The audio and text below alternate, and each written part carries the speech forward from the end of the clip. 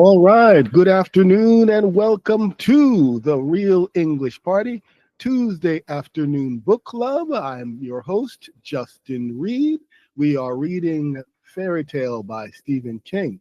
My deepest apologies for the late start. It's almost the evening. I did have a busy schedule and had to go to the dentist. Coming back late from the dentist, I had to start the show about 15 minutes late, and it looks like we may also have to end early because I have an immediate appointment immediately after this at 5 o'clock. So we're probably not going to be able to finish this book in this event as I had hoped. More likely, we will finish this book next week, which may also be at 4 o'clock, not 4:15, I hope. And that will be the end of the Tuesday afternoon book club reading Stephen King's Fairy Tale. We will certainly return with another book club in the future about another book that you may choose. Maybe you can leave a suggestion in the comments if you like. I would normally give you the church announcements, that is to tell you of what's coming up, but we don't have much time, so we're just going to jump right into the book. I think we're on the last chapter, and we're up to the second part of the last chapter. Thank you, Yoshimi, for joining in last time. I appreciate you joining us and reading with us. We are Yoshimi, not Yoshimi, Junko. Thank you, Junko, for joining us. Was it Junko or Yasuko? Maybe, no, Junko. Thank you, Junko, for joining us last week. We're going to go through this a little faster because I'm probably going to finish somewhere around 4:50. So this is only going to be about a 30-minute event, and I apologize for that. Then again, it is a free event, and I'm the only one here, so I guess we go as we go. As we know, as you may not know, I'm not sure if you do, of our hero Charlie is now on his way home. The challenge is finished. He's already, vanquished the Gog Magog, and he is now on his way back home to his own world from this world of Impis. He has begun his journey and he has run into the Snub. The Snub is escorting him back to the portal, back to his home. And of course, now he's telling the Snub that he could not join them, or he hoped the Snub would not join him because he was not of the world that he's going back to. And now he's going back into the portal, I believe. And that's where we begin. All right. So let us start right up without any further ado, beginning part 2 of Stephen King's Fairy Tale in the last chapter. So we begin with this part here, right? So, 2. We reached the border between the worlds, and I felt the disorientation I remembered from my other trips. I staggered a little, and the baby light went out, even though there was no draft. I told Radar to wait and look and took another match from one of the empty bullet loops in Mr. Bowditch's concho belt. I struck a light on rough stone and relit the candle. The giant bats fluttered and cheeped overhead, then settled. We went on. When we came to the well, with its spiral encirclement of narrow steps, I shielded the candle and looked up, hoping I wouldn't see light filtering down from above.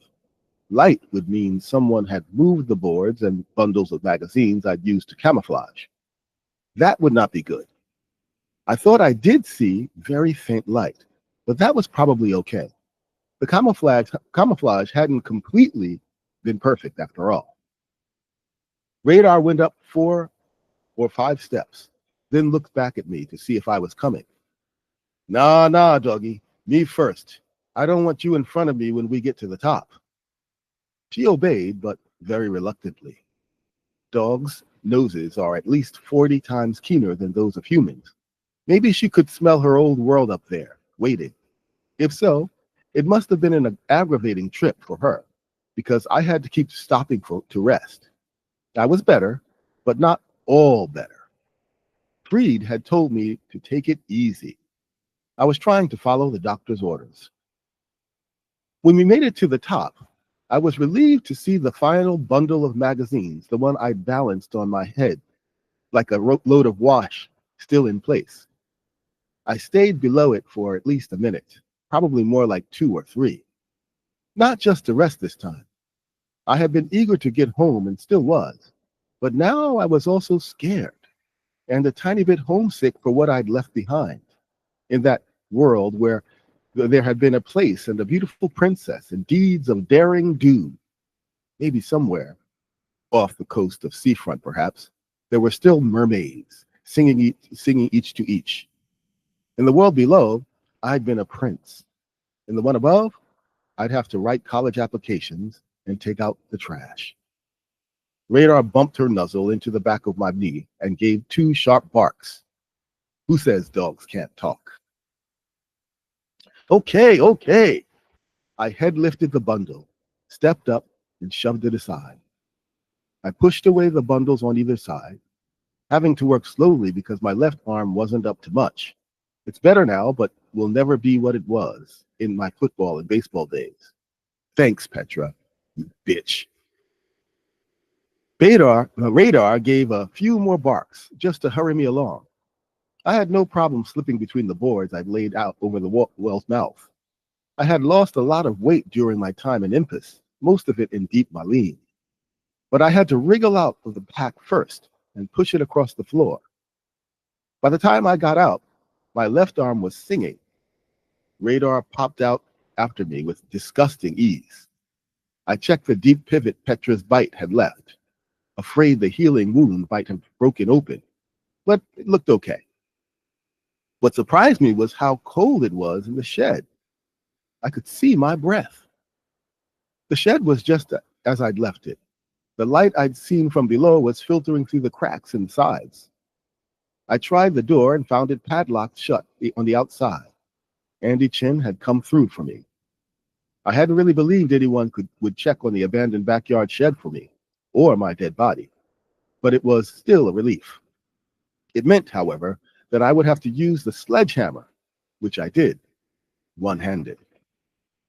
Luckily, the boards were old and dry.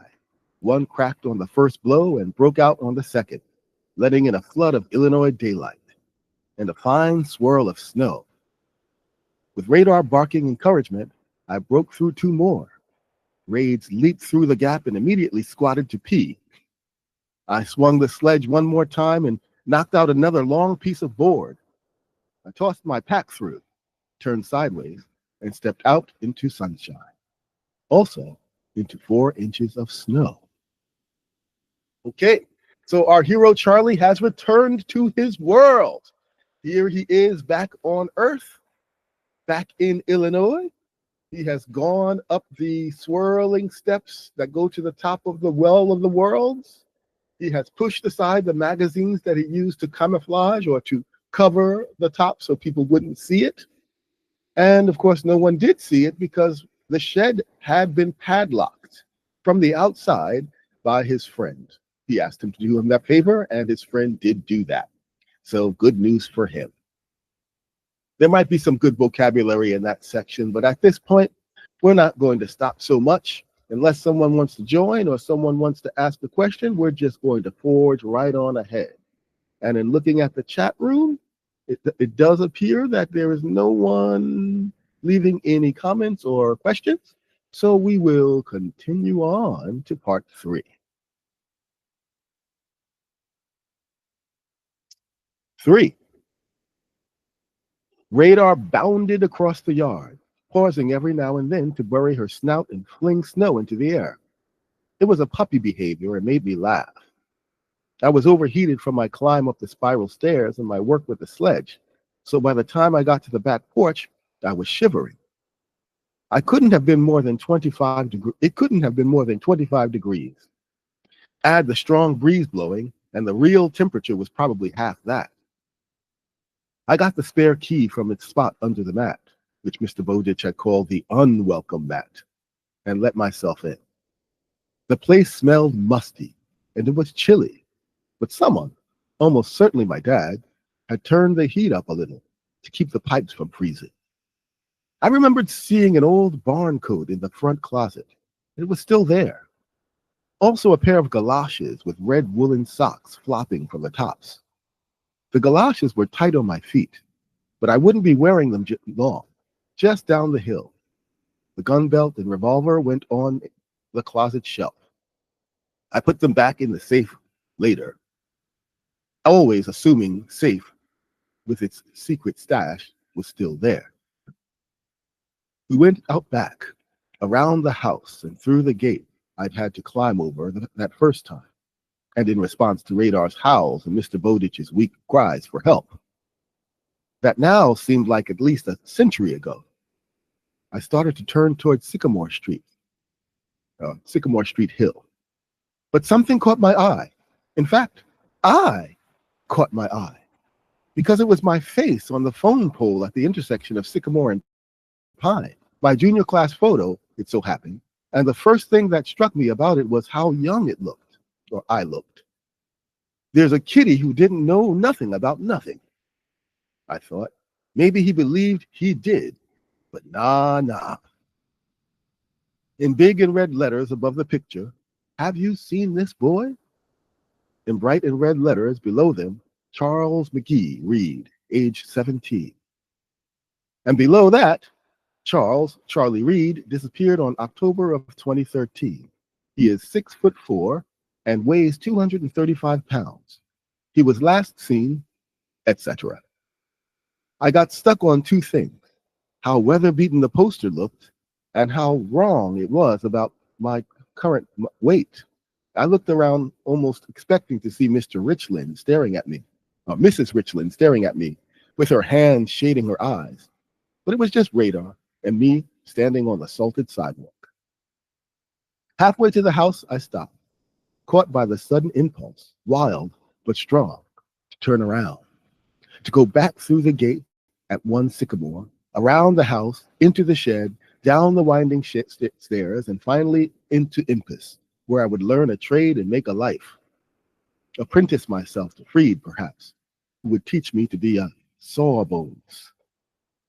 Then I thought of that poster and all the other like it, everywhere in town and all over the country, put up by my father and my Uncle Bob and my dad's sponsor, Lindy. Maybe all his other AA friends, too, if, that was, he hadn't resumed drinking. Please, God, no.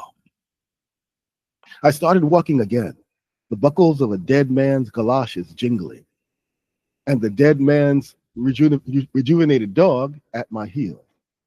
Trudging up the hill toward me was a little boy in a quilted red jacket and snow pants. He was dragging a sled by a piece of cloth rope. Clothes rope is what it's called. Probably bound for the sliding hill at Kavanaugh Park. "Hold up, kitty!" He looked at me distrustfully, but stopped. "What day is it?" The words came out smoothly enough, but they seemed to have corners. I suppose that doesn't make any sense, but it's how they felt, and I knew why. I was speaking English again. He gave me a look that asked if I was born stupid or just grew that way. Saturday. So my father would be at home, unless he was at an AA meeting. What month? Now his look said, duh, February. 2014? You gotta go. He went on his way. He said, yeah, gotta go. He went on his way up to the top of the hill, sparing my dog and me one distrustful glance back over his shoulder, probably to make sure we weren't following with ill intent. February? I'd seen gone for months, 4 months. No, I'd been gone 4 months. Strange to think about it, but not as strange as the things I'd seen and done. Okay.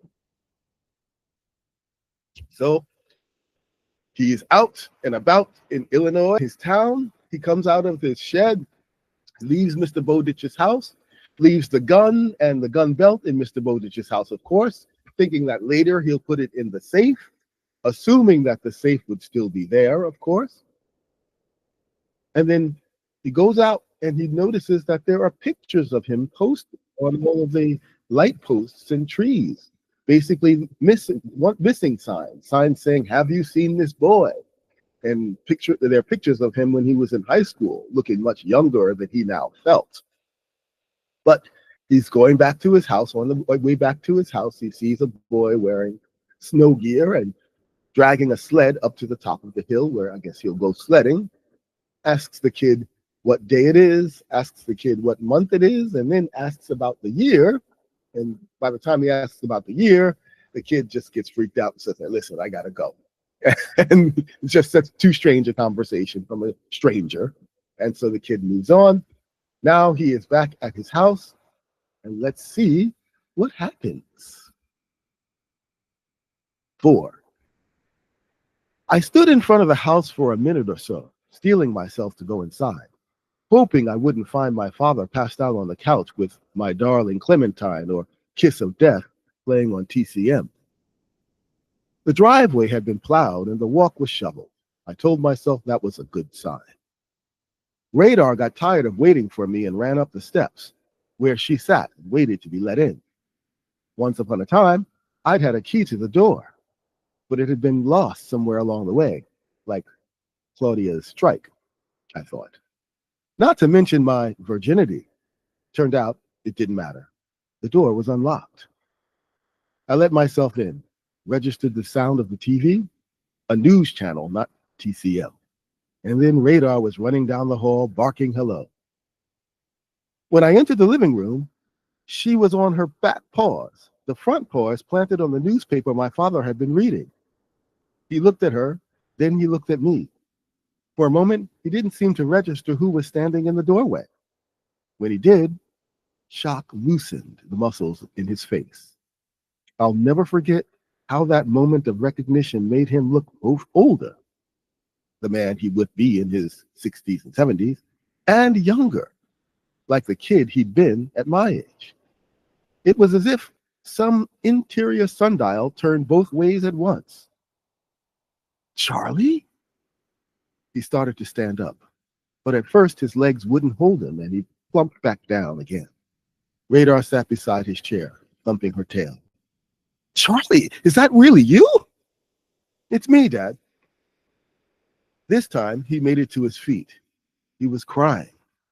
I started to cry too. He ran for me, stumbled on an end table, and would have fallen if I hadn't caught him. Charlie, thank God. I thought you were dead. We all thought that you were." He couldn't talk anymore. He had a lot to tell me. I had a lot to tell him. But right then, I couldn't talk either. We embraced each other over Radar, who got between us, wagging her tail and barking. "I think I know what you want, and now you have it. Here's your happy ending." Oh, okay, so there it is. The end of this chapter is that he does make it back to his father. His father appears to be older, so some time has passed, but his father seems shocked and happy to see him. There's no real exchange that happens there after that. So yeah, we really don't know what's going on besides that, right? There is yet another chapter to come, the epilogue. So now the story is finished, but we will read the epilogue next week so that we can kind of, I guess it says questions asked and answers, some at least, and a final trip to Impis, interesting enough. So quite a bit is going to happen in this epilogue. I wonder if we will get through it by the end of next week's event. I'm not quite sure. But that's what we'll leave it for now. It looks like this is a good place to stop for a moment. And of course, we'll get back to it in the very near future, right? It looks like, yeah, like I said, this would be a short event. I thought it would be more like 30 minutes, but it's closer to 20 minutes. But this is a perfect place to stop. We finished the chapter. We're going to begin the epilogue, and that is just fine. So we will stop there, and we will see you next week at the next Real English Party online book club with Stephen King's Fairy Tale. I promise, or I don't make promises, I shouldn't. I want to promise though that we will be finishing this book certainly by the end of December, I'm sure, right? So let's get prepared for the ending. And I guess we do have time for a few church announcements. We do have room for one more person in our Tuesday evening book club, which will be going on in just about, I guess, just about 3.5 hours. Yeah, 3.5 hours at 8 o'clock. And we do have our Wednesday night book club. It's a pretty full house. We've got the three that we're comfortable with, but if you would like to join in to check it out, just send us a message and we'll see if we can include you at some time. I think we can go up to 4 or 5 if it's not too troublesome. So if you'd like to join the Wednesday afternoon book club, we are reading a new book. We just started Dr. Doolittle's Post Office. So, tune in for that. Also, last weekend, we were not able to carry out our monthly song event because of technical difficulties at our previous location. So we're now going to move to a new location. So our song event will be this Saturday at 1 o'clock, and it will be at a location in Sagamiono. So you can check out that event. The last hour of the event will be live streamed, if so long as all the technology is working there. And that will be from 2 o'clock. So, tune into that. We'll be happy to see you if you want to contribute online. That would be great. I forgot the song. I think the song that we'll be translating, if I can remember, it was Mina wa Hitori, which to me sounds like everyone is alone, but I'm not sure if that's exactly what the meaning of the song is or will be. We'll find out. But for now, like I said, do not hesitate to get out there and take part of the Real English Party of life.